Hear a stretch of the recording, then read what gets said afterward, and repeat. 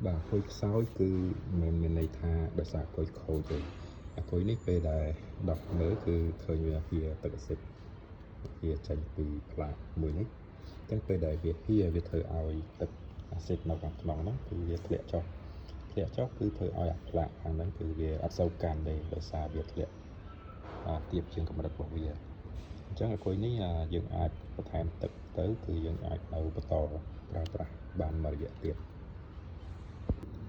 bàខ្ញុំមានអគុយមួយម៉ាក់ Panasonic ដកចេញពីឡានខ្លាញ់គោចាអគុយនេះគឺគាត់ប្រើ3ឆ្នាំហើយឡានរបស់គាត់លោតឆែកដោយសារខ្សោយអគុយហើយគាត់បានដូរថ្មីហើយចឹងអសល់អគុយនេះខ្ញុំយកមកទុកប្រើចឹងនេះគឺទឹកថែមអគុយអានេះគឺទឹកសុទ្ធទឹកបិទគឺមិនមែនទឹកសិតខ្ញុំយកមកបន្ថែមក្នុងអគុយហ្នឹងមកបាទចឹងអ្នកនរគ្នាមើលឃើញក្នុងទូរស័ព្ទមើលឃើញទៅ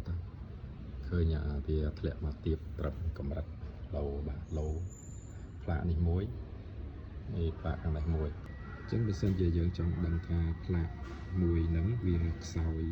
ក្នុងភ្លើងបានតិចដែរអត់គឺយើងអាចដាក់ទៅម៉ែត្រវាស់ភ្លើងពីមួយនេះទៅមួយនេះយើងអាចដឹងហើយថាគឺយើងត្រូវវាស់ទាំងអស់ដើម្បីឲ្យដឹងថាវាផាកផែគ្នាគឺអត់អញ្ចឹងដល់ពេលដែលយើងមកវាស់ដល់កន្លែងផ្លាកដែលមាន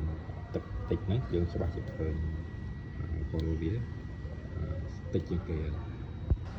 បាទអញ្ចឹងផ្លាកមួយនេះគឺវាបង្ហាញចំនួនវ៉ុល2វ៉ុលខ្ទង់2វ៉ុល 2.1 2.1ចំណែកផ្លាកទី2គឺវាបង្ហាញ 2.2 វ៉ុលអញ្ចឹងមានន័យថាផ្លាកដែលមានទឹកខ្សោយហ្នឹងគឺវារៀងខ្សោយជាងគេហើយយើងវាស់ទាំងអស់ទៅគឺយើងដឹងថាវា consistent គ្នាទាំងអស់ហើយលើកលែងតែតុល្យសិតតិចជាងគេហ្នឹងឯងដែលវាមានវ៉ុលតិចជាងគេ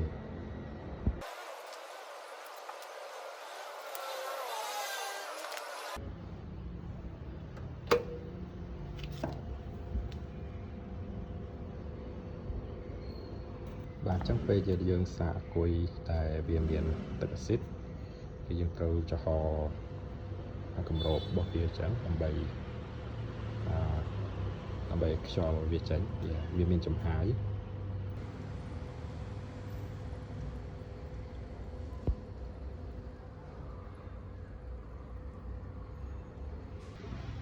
បាទអគុយនេះគឺខ្ញុំសាកមកផ្លេតទេដោយសារអគុយនេះវា